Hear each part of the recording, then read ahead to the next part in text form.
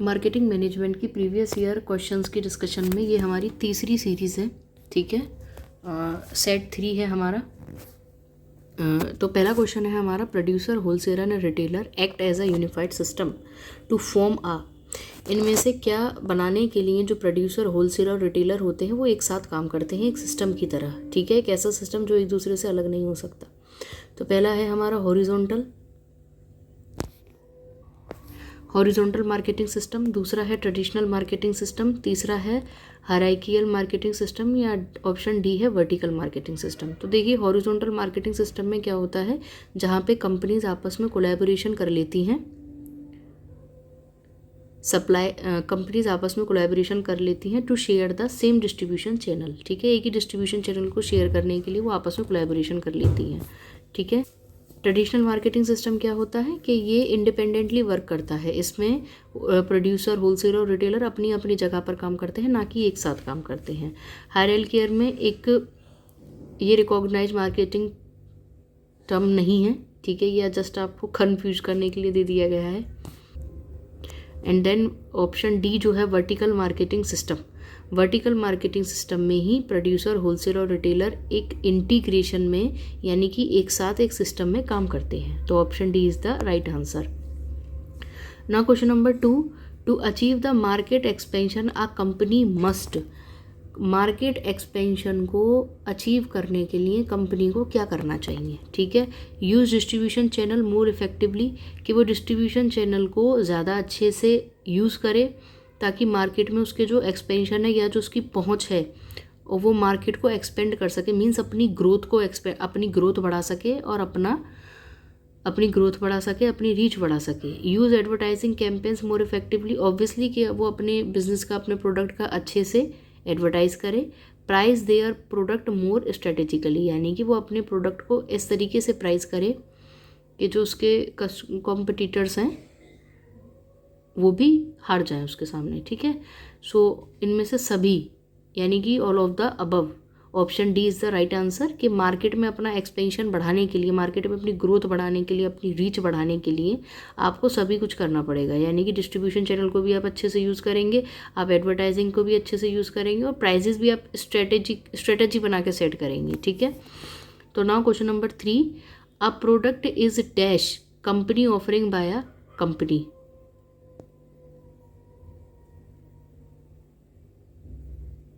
A company is a product is a dash company offering, ठीक है। ये जो बाय ऑफरिंग है यहाँ पे ये गलत प्रिंट हो गया है, गलत टाइप हो गया है ये, ठीक है। तो question is a product is company offering, जो प्रोडक्ट है वो क्या है, इसमें से टेंजिबल है, इंटेंजिबल है, बोथ ऑफ द अबव या नन ऑफ दीज। तो देखिए, प्रोडक्ट हमारा टेंजिबल भी हो सकता है और इंटेंजिबल भी हो सकता है। टेंजिबल प्रोडक्ट्स कौन से होते हैं, जो कि हमारा फिजिकल जो होते हैं, जिनको हम छू सकते हैं, देख सकते हैं। और इंटेंजिबल कौन से होते हैं, जो हम जिनको छू नहीं सकते या फिर देख नहीं सकते, जैसे सर्विसेज। तो जो प्रोडक्ट होते हैं वो दोनों ही तरीके की होते हैं और कंपनी दोनों ही ऑफर करती है, टेंजिबल और intangible. So both of the above is the correct answer. So now question number 4 है, the dash of the cloth of a shirt are part of the generic product label. So option A है design and quality, option B है design, option C है quality, option D है none of the above. देखिए, generic product क्या होते हैं हमारे, वो एक ऐसे कंज्यूमर प्रोडक्ट होते हैं जो कि ज़्यादा रिकॉग्नाइज्ड नाम से या लोगों से नहीं जाने जाते हैं, ठीक है, क्योंकि ये ज़्यादा एडवर्टाइज ही नहीं होते हैं, ठीक है। और इनका जो प्राइस होता है वो भी कम होता है और पैकेजिंग वगैरह भी इनकी बहुत ज़्यादा बेसिक होती है, ठीक है।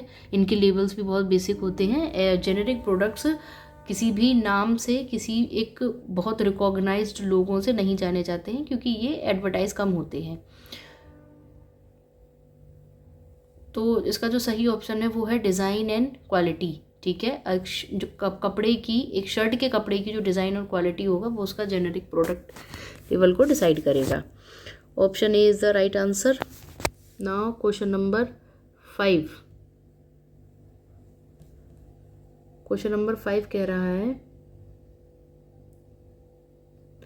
The product mix helps to minimise the risk of a company across different product, कि ऐसा कौन सा प्रोडक्ट मिक्स है जो कंपनी के रिस्क को कम कर देता है अलग अलग प्रोडक्ट्स में, ठीक है। सो ऑप्शन ए क्या है, डाइवर्सिफिकेशन, सॉरी डाइवर्सिफाइंग, या सेगमेंटेशन, या बोथ ऑफ द अबव, या नन ऑफ द अबव। यानी कि डाइवर्सिफाइंग का मतलब ही होता है अपने रिस्क को बांट देना काफ़ी अलग अलग प्रोडक्ट्स में, यानी कि वेरियस प्रोडक्ट्स में अगर आप अपने रिस्क को बांट देते हैं, that is known as diversifying या फिर डाइवर्सिफिकेशन। सेगमेंट का मतलब क्या होता है कि आपने मार्केट को डिवाइड कर दिया, प्रोडक्ट को डिवाइड नहीं किया है, ठीक है। लेकिन डाइवर्सिफाइंग का क्या मतलब कि आपने रिस्क बांटने के लिए प्रोडक्ट्स डिवाइड कर दिए। तो जब हम अपना डिफरेंट अलग अलग, देखो जैसा कि इसमें लिखा भी हुआ है, क्वेश्चन पढ़िए आप, अगर डिफरेंट प्रोडक्ट्स, यानी कि प्रोडक्ट्स कैसे हो गए हमारे डिफरेंट प्रोडक्ट्स में कंपनी इन्वेस्ट कर रही है अपने रिस्क को कम करने के लिए, तो वो हमारा क्या होगा, diversifying. Okay, so option A is the right answer. Now question number 6 है, focus on what a company wants to achieve through establishing prices. Focus करता है कि एक कंपनी जो है वो क्या अचीव करना चाहती है अपने प्राइसेस को इस्टेब्लिश करके, ठीक है। Option A profit objectives, option B pricing objectives, option C growth objectives, या option D none of these, ठीक है। तो जो प्राइसिंग ऑब्जेक्टिव्स होते हैं वो कंपनी के प्राइसिंग गोल्स क्या हैं उन पर फोकस करती है, ठीक है। So option B is the right option. Profit objectives means कि ये प्रॉफिट को, ये प्राइसिंग ऑब्जेक्टिव्स का ही सब पार्ट है, ठीक है। कि पहले हम प्राइस डिसाइड करेंगे, अपने प्राइस के गोल्स क्या हैं वो बताएंगे, देन हम उसके बाद ही अपना प्रॉफिट देखेंगे, ठीक है। तो option B is the right answer, pricing objectives. Now question number 7, consumer directly relate price to dash particular in the case of product that are ego sensitive of technology based. Consumer सबसे ज़्यादा directly किस prices को relate कर लेता है, किससे, उन cases में जहाँ पे कि जो प्रोडक्ट्स हैं वो बहुत ज़्यादा ईगो सेंसिटिव हैं या टेक्नोलॉजी पर बेस हैं, ठीक है। कंज्यूमर प्राइस को किससे रिलेट कर लेता है, क्वालिटी से, डिमांड से, या फिर सप्लाई से। तो ऑब्वियसली बात है किससे, ऑप्शन बी क्वालिटी। यानी कि जब हमें ऐसा लगता है कि ऐसे प्रोडक्ट्स हैं जो टेक्नोलॉजी के ऊपर बेस्ड हैं, ईगो सेंसिटिव हैं, तो हम ये अज्यूम करके चलते हैं कि अगर उसका प्राइस हाई है तो उसकी क्वालिटी भी कैसी होगी, अच्छी होगी, ठीक है। फॉर एग्जांपल अगर हम एक 10,000 का फ़ोन लेते हैं और एक 50,000 का फ़ोन लेते हैं, तो हमको ये पता होगा कि अगर हम 50,000 का फ़ोन ले रहे हैं तो काफ़ी गुना बेहतर होगा, ठीक है। और अगर उसके प्राइसेस हाई हैं तो दैट मीन्स उसकी टेक्नोलॉजी या फिर उसकी फीचर्स भी अलग होंगे, ठीक है। तो जैसी हाई प्राइसेस होंगे उसके तो क्वालिटी भी उसकी अच्छी होगी, तो और अगर कम प्राइसेस होंगे तो क्वालिटी थोड़ी सी ख़राब हो सकती है। So option B is the right answer. Now question number 8 है, marketing research is the process of. जो मार्केटिंग रिसर्च है वो किसका प्रोसेस है, ठीक है। Scientific investigation, systematic collection of meaningful data. Both are true या बोथ आर रॉन्ग, यानी कि मार्केटिंग रिसर्च जो है वो हमारा इन्वेस्टिगेशन होता ही है, ठीक है। कि जब हमको अपना बिजनेस करना है, प्रोडक्ट डेवलप करना है, तो हम मार्केट रिसर्च करते हैं, उसके बाद में हम जो वो डेटा होता है उसको सिस्टमेटिकली कलेक्ट करते हैं। तो ऑप्शन सी यानी कि both are true is the right answer. Now question number 9, dash is an internal factor that affects pricing decision. इनमें से क्या एक इंटरनल फैक्टर है जो कि प्राइसिंग डिसीजंस को इफेक्ट करता है, cost of production, demand, government policies, या all of the above.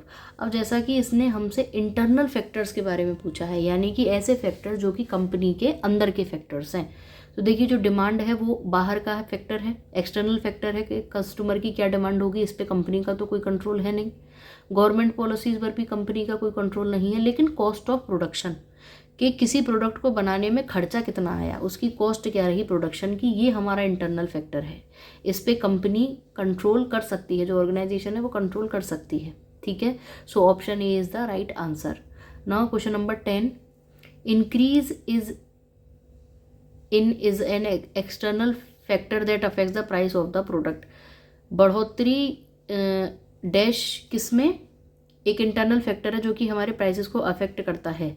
Price of raw material, tax rate या बोथ ऑफ द अबव या नन ऑफ द अबव। देखिए अब ऊपर वाले जो क्वेश्चन नंबर 9 है उसमें पूछे थे इंटरनल फैक्टर जो प्राइस को अफेक्ट करते हैं। अब इसमें जो क्वेश्चन नंबर 10 है उसमें पूछा है एक्सटर्नल फैक्टर्स जो कि हमारे प्राइस को इफेक्ट करते हैं। तो देखिए प्राइस ऑफ रॉ मटेरियल, यानी कि जो आपका सप्लायर है जो आपको माल सप्लाई कर रहा है और जो रॉ मटेरियल आप अपने प्रोडक्शन में यूज़ कर रहे हैं उसका क्या प्राइस है, ये भी एक एक्सटर्नल फैक्टर्स है, ठीक है। और टैक्स रेट यानी कि जो गवर्नमेंट पॉलिसीज़ है, लाइक जो भी आप जितना टैक्स पे करेंगे वो भी क्या होगा, वो भी आप उसको कंट्रोल नहीं कर सकते हो, ठीक है, ये भी एक एक्सटर्नल फैक्टर है। So option C both of the above is the right answer. Now question number 11, in the series of industry how many Ps compromises the product marketing mix. तो देखिए पहले 4 C's थे लेकिन उसमें 3 और ऐड हो गए, अब टोटल कितने पीस हो गए हैं 7, ठीक है, 7 पीस ऑफ मार्केटिंग। और 7 पीस ऑफ मार्केटिंग कौन कौन से थे, पहले थे प्रोडक्ट, प्राइस, प्लेस, प्रमोशन, उसमें 3 जो ऐड हुए हैं वो है पीपल, प्रोसेस और फिजिकल एविडेंस, ठीक है। So option B is the right answer. Now question number 12, when a firm believes that competitive edge depends purely on its ability to innovate it is adopting the. जब एक company यह विश्वास कर लेती है कि जो उसका कंपटीशन है वो पूरे इस तरीके से इस पर डिपेंड करता है कि कंपनी कितनी एबल है इनोवेट करने के, इनोवेशन कर वो किस हद तक इनोवेशन को अपना सकती है, पूरा कंपटीशन इसी पे डिपेंड करता है, ठीक है। तो कंपनी कौन से मॉडल को अडॉप्ट कर रही है, तो पहला है कॉम्पिटिटिव मॉडल, दूसरा है कन्वेंशनल मॉडल, तीसरा है out of the box thinking and the fourth one is none of the above. देखिए कॉम्पिटिटिव क्या हो गया, जब वो फोकस कर रही है सारे ही ओवरऑल मार्केट के कंपटीशन पर। कन्वेंशनल क्या हो गया कि कन्वेंशनल ये जो पुराने तौर तरीके से आप बिज़नेस करते आए हैं उसी पुराने तौर तरीके पर आप अब भी बिज़नेस कर रहे हैं। Out of the box thinking, ठीक है। अब देखिए जैसे कि यहाँ पे वर्ड यूज़ किया गया है द एबिलिटी टू इनोवेट, यानी कि इनोवेशन करने की क्षमता, ठीक है। और इनोवेशन करने की क्षमता कहाँ से आएगी, वो आएगी हमें out of the box thinking से। जब हम ट्रेडिशनल तरीके को, ट्रेडिशनल अप्रोच को छोड़ के कुछ नया, कुछ अलग सोचेंगे, ठीक है, जो हमारा ट्रेडिशनल वे है उससे हम अलग सोचेंगे तभी हम कुछ इनोवेट कर पाएंगे, ठीक है। तो out of the box, so option C is the right answer.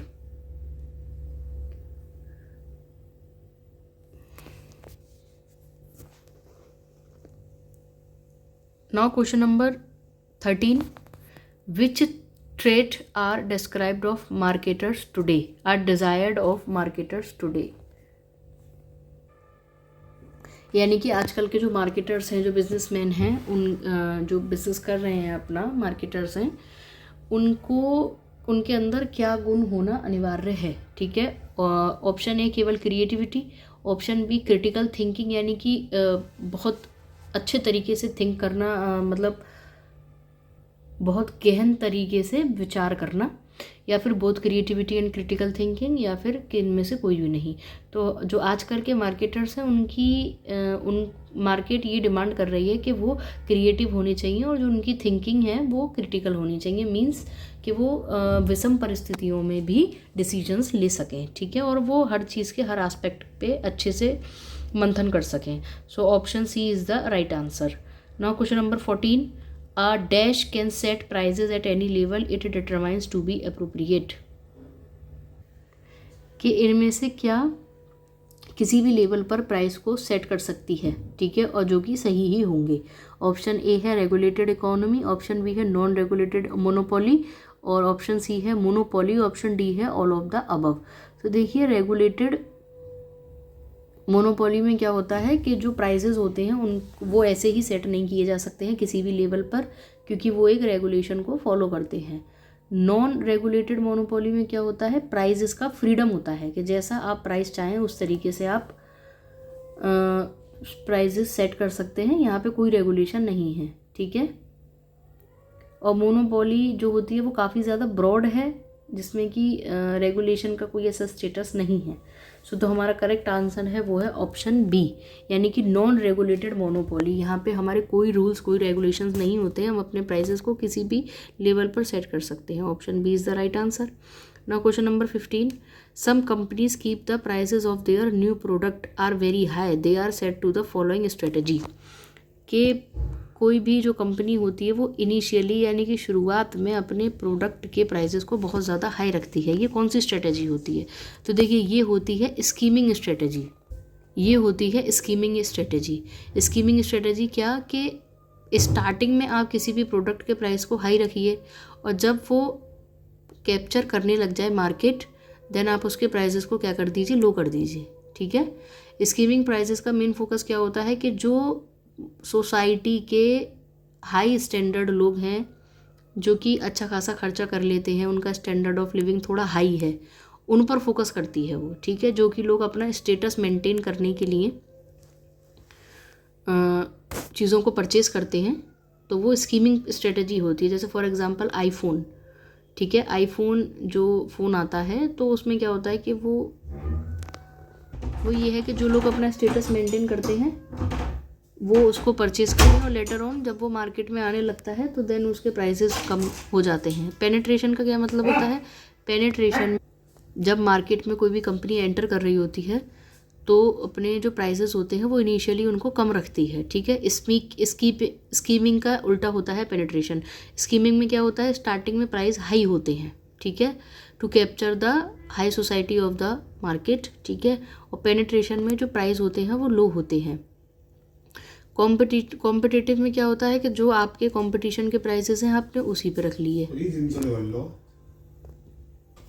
या फिर प्रमोशनल प्राइसिंग। प्रमोशनल प्राइसिंग में क्या होता है कि जस्ट अपने प्रोडक्ट का प्रमोशन करने के लिए हम स्टार्टिंग में प्राइस को थोड़ा सा कम कर देते हैं। ठीक है। टेम्पररी बेसिस पर। So according to the question, skimming, price skimming is the right answer. Option A is the right answer. Now question number 16, some firms price their product very ending like 499 और 999, this type of pricing strategies refer to. आपने देखा होगा कि कुछ products के prices जो होते हैं वो इसी तरीके पर बेस होते हैं कि 499, 999, 599। ये कौन सी प्राइसिंग स्ट्रेटजी होती है? Psychological pricing, sealed based pricing, different pricing या कॉम्पिटिटिव प्राइसिंग। अब देखिए, जो कॉम्पिटिटिव प्राइसिंग होती है, ऑप्शन डी जो है ये फोकस करता है कि मार्केट रेट्स क्या चल रहे हैं। ठीक है। तो ये तो ऑप्शन इसका नहीं हो सकता। Different pricing, different pricing means, तो डिफरेंट प्राइसिंग कोई ऐसा टर्म नहीं होता है, ये आपको जस्ट कंफ्यूज करने के लिए दे रखा है यहाँ पे। और फिर है sealed bid pricing. Sealed bid pricing का क्या मतलब होता है? कंपटीशन में जो बिडिंग होती है, बिडिंग मीन्स नीलामी या फिर बोली लगाना। ठीक है। और यह साइकोलॉजिकल प्राइसिंग। तो देखिए, जब प्रोडक्ट के प्राइसेस ऐसे सेट होते हैं 299, 999, 499, ये होती है हमारी साइकोलॉजिकल प्राइसिंग। साइकोलॉजी में क्या होता है कि हमको ऐसा लगता है कि 1 रुपया ही तो कम है, तो पर हम इसको ख़रीद सकते हैं। ठीक है। और लेकिन बट हम वो पूरा ही पैसा दे देते हैं और हम वो 1 रुपये वापस नहीं लेते हैं। ठीक है। अब जो प्रोड्यूसर होता है वो 1-1 रुपया अगर सबसे चार्ज करेगा तो उसका काफ़ी बड़ा एक अमाउंट बन जाता है। ठीक है। तो ये हमारी साइकोलॉजिकल प्राइसिंग होती है। Now so option A is the right answer. Now question number 17, question है आपका, deceptive pricing is also referred to as. Deceptive pricing को हम क्या कहते हैं? Odd even pricing, loss leader pricing, confusing pricing या superficial discounting.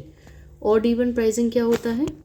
Odd even pricing का मतलब कि ऐसे प्राइसेस जो कि हमारे राउंड फिगर्स में हो जाते हैं। ठीक है। जैसे कि अगर 39 है तो उसका 40 कर दिया, 59 है तो उसका 60 कर दिया। ठीक है। और लॉस लीडर प्राइसिंग क्या होती है? जहाँ पे कि हम कम में बेच रहे हैं कस्टमर्स को अट्रैक्ट करने के लिए। राइट। कंफ्यूजन प्राइसिंग जो है वो डिसेप्शन से रिलेटेड नहीं है आपका। और सुपरफिशियल डिस्काउंटिंग, ये क्या होता है कि जब हम डिस्काउंट दे नहीं रहे होते हैं लेकिन हम एक ऐसा फेक या झूठा इंप्रेशन क्रिएट कर देते हैं कि जी हम डिस्काउंट दे रहे हैं। ठीक है।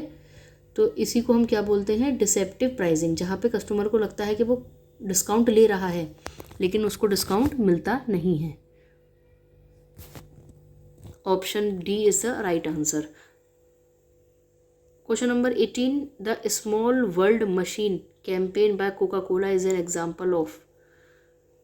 ये किसका एग्जाम्पल है? एक्सपेरिमेंटल मार्केटिंग का, जहाँ पे कि जो कंज्यूमर्स हैं वो इंगेज हो रहे हैं डायरेक्टली किसके थ्रू? अपने एक्सपीरियंसेस के थ्रू। ठीक है। सोशल मीडिया मार्केटिंग क्या होता है कि जहाँ पे हम सोशल मीडिया पर जो मार्केटिंग करते हैं, डिजिटल फोकस है हमारा मार्केटिंग पर। ग्रीन मार्केटिंग यानी कि इको फ्रेंडली प्रैक्टिसेस, और service marketing not specific to the campaigns. ठीक है, सर्विस मार्केटिंग कैंपेन से रिलेटेड नहीं करती हैं। तो experimental marketing is the right answer, answer ए।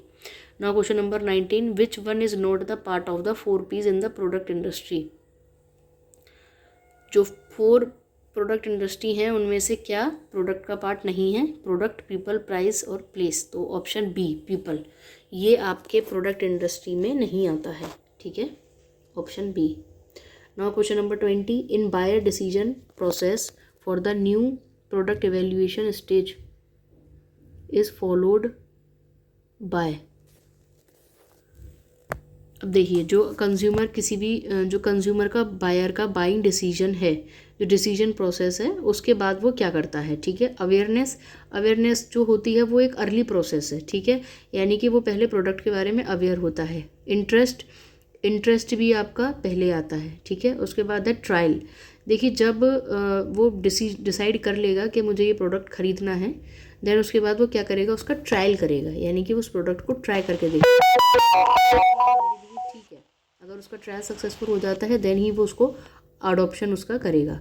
तो option C trial is the right answer. Now question number 21, the marketer focus on product awareness, trial and expansion in this stage of the product life cycle. Product life cycle की इनमें से कौन सी stage में जो marketer है वो product को aware करवाने में, ट्रायल करवाने में और उसको एक्सपेंड यानी कि एक्सपेंशन उसका करवाने में फोकस करता है? Growth stage, decline stage, introduction stage या फिर मैच्योरिटी स्टेज। देखिए, ये हमने क्लास में डिस्कस किया था कि जो हमारी इंट्रोडक्शन स्टेज होती है, जैसा कि आपके क्वेश्चन में लिखा हुआ है,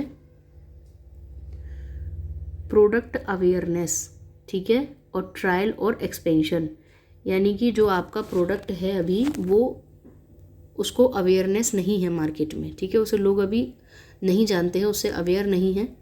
तो जब आप प्रोडक्ट को अवेयर करवाएंगे या अपने प्रोडक्ट को इंट्रोड्यूस करवाएंगे मार्केट में और उसका ट्रायल देंगे लोगों को, या फिर अपनी ग्रोथ को आप जब बढ़ाएंगे, तो वो आपकी इंट्रोडक्शन स्टेज में आता है। ठीक है, जैसा कि इसमें पहला ही वर्ड लिखा हुआ है अवेयरनेस, कि आप अपने प्रोडक्ट को अवेयर करवाएंगे मार्केट में, अभी आपके प्रोडक्ट को कोई नहीं जानता।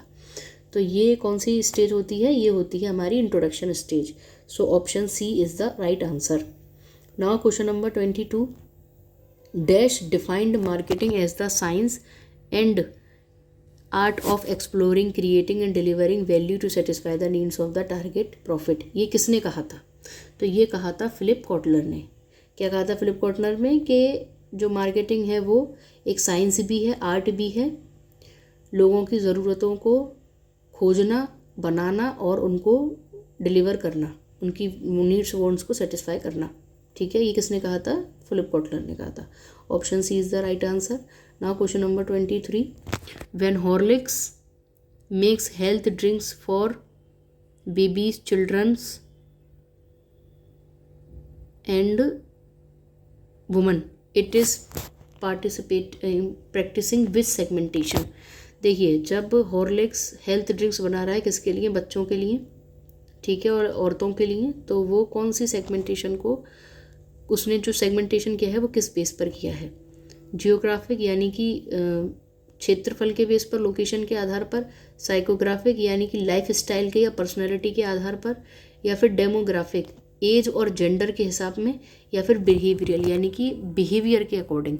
तो उसने जो यहाँ सेगमेंटेशन किया है वो किया है डेमोग्राफिक के बेस पर, यानी कि डेमोग्राफिक के बेस पर, लाइक एज और जेंडर के बेस पर। ठीक है, अब देखिए, बेबीज, चिल्ड्रन एंड वुमन, इन तीनों की ही एज अलग होगी। बेबीज़ की एज अलग होगी, चिल्ड्रन की एज अलग होगी और वुमन की।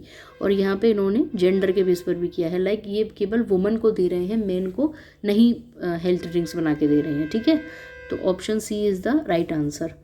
Now question number 24, which of the following is important for the success of a differentiated product but unique customer benefit. आपके डिफरेंशिएटेड प्रोडक्ट की सफलता के लिए इनमें से क्या ज़रूरी है, ठीक है, जो कि कस्टमर्स को ज़्यादा बेनिफिट देता है। Option A early recognition of the need, option B large scale promotion, option C detailed analysis, या ऑप्शन डी प्रोडक्ट सुपीरियरिटी।